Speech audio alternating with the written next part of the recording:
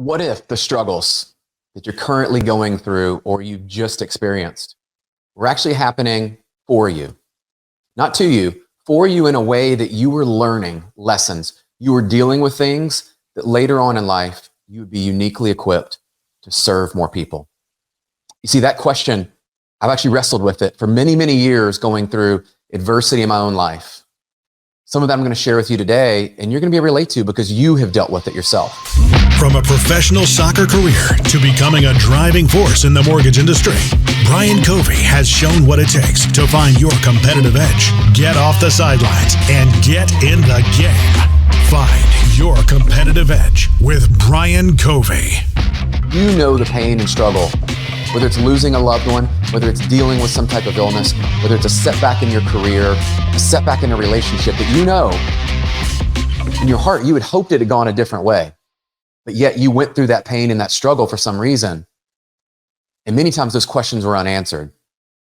So as I share some of that story in my own life with you, I want you to think about yourself. You're the hero of this conversation and this journey we're going to take together today. I'm going to give you some skills and some things that I learned as a result of going through this in my own life. It's great to meet you guys. My name is Brian Covey. I'm actually the EVP at Revolution Mortgage, father of 3, been married almost 22 years this year to my lovely bride, Nicole. And I can share with you a perspective as a professional goalkeeper and someone who spent thousands upon thousands of hours on a soccer field. If you know anything about soccer, or you know other sports that have a position similar to a goalkeeper, you know many times I was the one to face the blame, the criticism, the people that said, why didn't you do this? Why didn't you do that? When you think about a muscle, just like we train in sports, resiliency, which is the through line in how we get through struggles, resiliency for me was birthed on a soccer field. And I remember back as early as being a teenager and being overweight and people calling me pizza boy to, having to wear 2 shirts at the pool and having to just battle as a young teenager, not even knowing the emotions and things happening, battle through understanding why I was different. Why am I not built like they are? Why am I struggling to do this? Why are these things happening? Not to me, but as I look back, they were happening for me. And birthed out of that one experience, being a goalkeeper and being out there and having hurtful things said about me and to me, the reality is then I took it upon myself to make sure that fitness, still to this day, is a cornerstone of who I am, and it's anchored in my identity and my character that I passed on to my kids. It's something I don't miss. I understand the mental side of it and the physical side of it. So back to the goalkeepers. For those of you, if you have a goalkeeper, you've been around, you've watched soccer at all, with the World Cup coming up, I can guarantee you this one thing. There's going to be goalkeepers that are the heroes. There's going to be goalkeepers that their country and teammates possibly blame and put all of the weight on them. You see, as a goalkeeper, many times the game's tight. And I remember even in our freshman year, we're playing St. Louis, top team in our division, and we're battling them, and they're projected to beat us. And I remember fighting so hard in that game for us to come out and win 1-0, and to have the feelings of a hero that we win 1-0 against a team we are not projected to beat. We're not projected to win at all. We go on to start the season with 5 wins. And not only that, 5 wins, 5 shutouts. I'm thinking as a freshman, as a starter, this is it, guys. We have risen. Only to face the 6th game and lose. Only then later in the conference tournament to lose. And I share those stories with you as I look back on those as a goalkeeper and as an athlete. Many of you will relate to this. I replayed those plays. I replayed those goals in my head, hours, days, sometimes weeks at a time. What could I have done differently? Did I not read the play right? Should I have told someone to mark there? What happened here? It's just like you're doing right now in your own life. You look back on your past, you give meaning and a story to things that happened in your life. And what I learned, tip number 1 that I'm going to give you that has helped me through this and I know will equip you, is the meaning that we give to those stories and experiences is we've had time to distance ourselves through it. And we look back and we say, what did I learn? Instead of what could I have done differently in a negative way, what could I have done differently in a positive way of now that I've had time to separate from the emotion, what could I have done in that moment differently? I call this the anticipation and preparation muscle. You see, as a goalkeeper, what I remember is every game we would watch film. Every game we would think about that team. We would anticipate plays on the field, but our preparation off the field got us ready for battle. So in your life, think about the areas you can anticipate potential conflict, anticipate things that may not go the way you want, and you're building strength through adversity in this moment, because now you're building the muscle ahead of time. And I was fortunate enough, my dad was able to teach me the power of visualization. So if you know anything about visualization, you know that you're thinking about the plays and what could happen on the field, but think about off the field in life. Have you thought about, before you go into a difficult conversation, have you thought about before you're entering into potentially a hostile type environment? Have you thought about what storms might come your way? If you take this risk, what could happen? You see, what I found is that mental preparation, the anticipation and preparation combined, equipped me for when things happen, I wasn't as rattled. And in sports, it was a great way to actually experience this and go and apply it, because I would think about things that would happen on the field. I would visualize them. And when they happen, it's like, I've seen that before. It's the movie that you've played inside of your head that once you've seen that movie a few times, you can recite the lines, you know what's coming next. You're not as scared about a particular scene. Emotions don't get in our way. Hey guys, it's Brian here. I hope you are enjoying the show. By the way, if you're an entrepreneur or a solopreneur looking to grow your personal brand, make a bigger impact, maybe increase your leads and grow your revenue, let's help you get started today by connecting up with my friends over at the Brand Builders Group. You've heard me talk about them, but if you're new here, this is definitely the first step to get you started in turning your reputation into revenue. Head over to freebrandcall.com/Brian Covey. Again, to set up your free brand call, go to freebrandcall.com/Brian Covey to set up a free strategy call with one of the team at Brand Builders, and they will dive into your specific goals for how you want to grow your personal brand. I can't wait to hear how it goes. So as you move through this, I want you to think about that. Where are you anticipating and preparing? Step number 2 that has been huge for me as I go through this is staying focused and composed. You know, many times in our life, and this happened to me on the soccer field, is an emotional trigger will happen. Something that we get angry, we get frustrated, someone says something, our kids do something.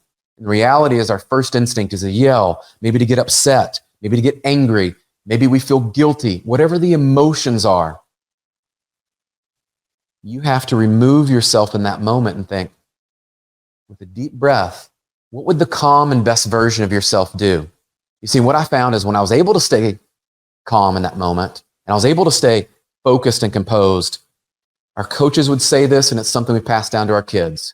You control two things in every situation: your attitude and your effort. And the reality is, for many of us, when we start with our attitude and we get those emotions and our attitude right, then our effort will be an outward reflection of that. You know, one of our friends with Chris and I here talks about this all the time with Ben Newman, of standards over feelings. I know Ben's going to share some of this with you guys. Is where are your standards when you get upset, when life throws you a curveball, when life hits you upside the face? What are your standards? How do you program in responses? One of the ways that I learned to do this was, as you look at patterns in your life, I want you to think about what gets you frustrated, what gets you upset, what gets you angry, all these things. And when you recognize the patterns and the clues, it's just like anticipating and preparing. Now we can stay focused and composed, which moves us into step 3, learning from our mistakes. If there was only a way that we could make the mistake once and learn from it. I know in my own life, I look back at mistakes that have happened to me, and unfortunately, some of those, I've had to learn the lessons several times over. And many times it was because I didn't slow down to learn the lesson. You know, I've heard it said that when you get knocked down, you want to get right back up. And I actually challenged that in the last few years. And I've thought about, when I get knocked down and something doesn't go my way, if I can take a few moments, a few minutes, a few hours in certain situations that don't require me to get right back up, potentially in battle, in a fight, or a soccer game, The times when things didn't go my way, and it was a difficult conversation, being let go from a job, difficult news about a family member. Whatever it is that we're going through, if there's a lesson within that, slowing down and listening to what God is sharing with us and what we are learning in that moment, those lessons many times will teach us, how are we responding? How are we feeling? How did we show up for other people? Did we show up as our best versions of ourselves? Or did we struggle in that moment? We got up so quickly to get back in the battle, and we were back in the fight or flight mode, and we just jumped back into it. What if during these storms in our season, we actually reflected back, whether that's taking notes and making a journal, whether that's for you having conversations with a coach, whether that's actually opening up to people that have been through what you've been through. You see, oftentimes what I've learned during these seasons is there is someone that's gone through this, that is further along in the journey. They've experienced it. And when I open up and I ask for help, like I would encourage and challenge each of you to do, is when you open up and you share what you're struggling with, I believe God uses that in a powerful way and will put people in your life and equip you with the tools you need. So when you face this again or something similar, you are uniquely prepared. And from that, one of the most beautiful things that I've learned is all of these struggles, all these things and setbacks, whether it's on a soccer field or in business and in life, once we've experienced them, we are now uniquely equipped to go serve the people that are going through that struggle we have been through. Where are you today? What storm, what battle are you facing? That you know on the other side of that pain and that struggle that you're going through, the resilience that you build, the mental toughness that you build through this, the skills that you acquire because you've gone through something that not everyone has gone through. While in that moment, we might think, why me? I believe that's another opportunity for God using us saying, I'm putting you through this so that you will be able to serve other people and be the messenger and give them the hope, the skills, the actual optimism and positivity to go and conquer that storm themselves without enduring as much pain as you endured. The last one we've talked about, bringing this all together with resilience and perseverance. We've heard resilience shared a lot. And what resilience has really meant to me in my own life is 5.5 years ago, I had a close mentor in my life.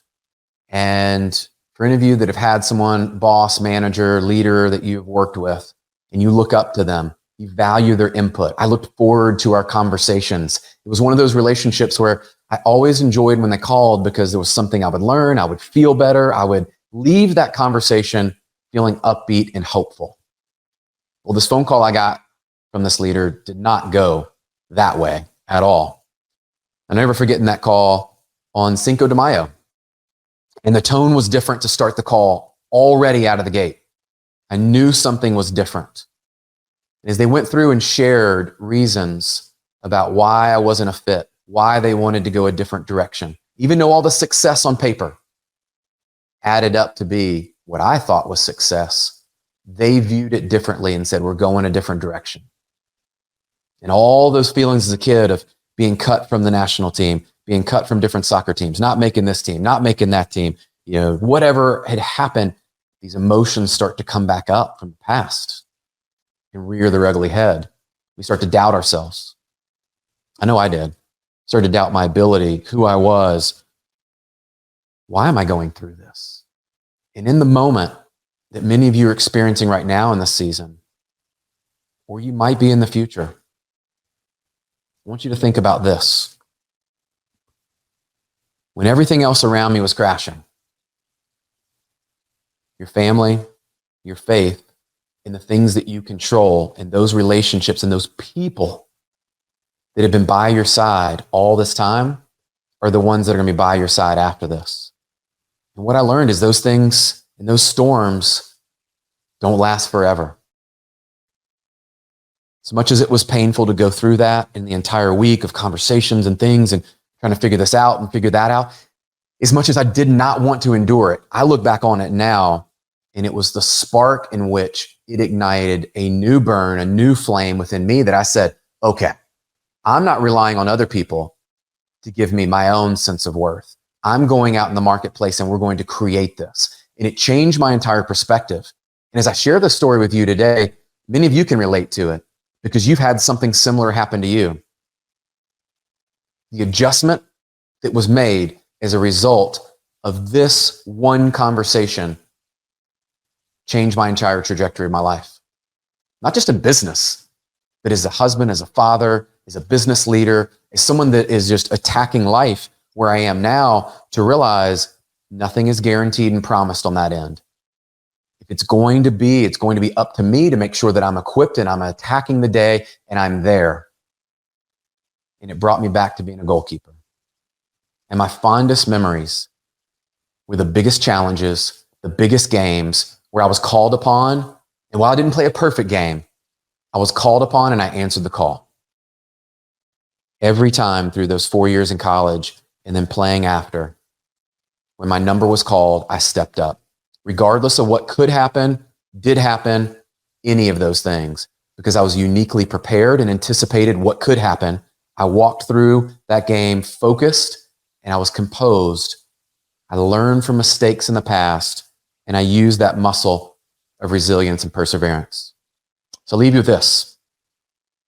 The challenge for you now is whether you've just come out of a storm, you're entering a storm now that you know is coming, or you have one in the future. How are you going to show up and be remembered? What are the characteristics and feelings and things you can do now, today, to prepare for that battle that is coming? I believe God has uniquely equipped all of us, each and every one of you listening to this today. Yes, you, listening to this right now, I believe you're listening to this for a reason. Remember who you were called to be and know that you were called for something greater. If you're able to listen to this and watch this and hear these words, you're still here. You still have fight left in you. And I believe God has a purpose for each of us. Thank you so much, Chris Welton, for putting this on. Strength through adversity.